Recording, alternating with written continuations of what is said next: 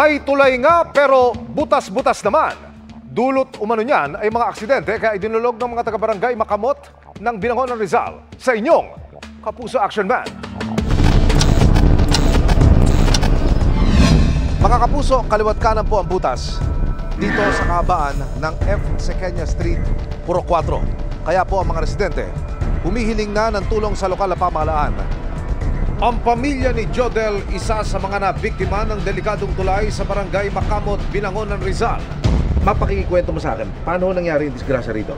Bali, pauwi po kami ng mister ko, kasama po yung bunso kong anak. May iniwasan po siyang pako dito, kaya lumiko po yung gulong. Dito banda sa kanan? Yes po. Pagliko po dito, lumusot na po yung gulong niya. Nahiwa na po talaga yung ilalim ng gulong ng side wheel.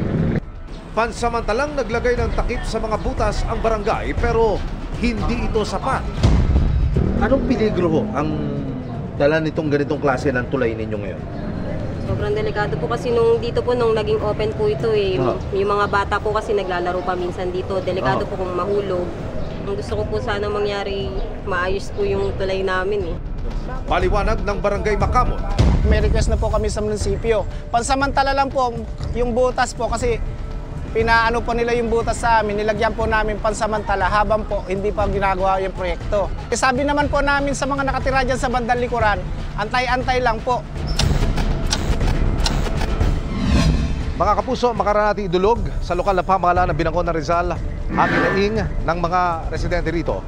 Agad po silang nagpadala ng engineering team para ho pagplanuhan kung paano ho isasagawa ang rehabilitation ng kalsadang ito.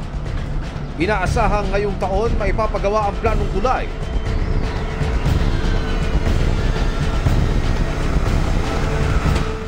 Aasahan namin ang pangakong yan ng lokal na pamahalaan ng Binangon ng Rizal. Para sa inyong mga sumbong, ipadala nyo lamang sa Kapuso Action Man Facebook page. Dahil sa anumang reklamo, pang-abuso o katiwalian, yak may katapat na aksyon sa inyong Kapuso Action Man.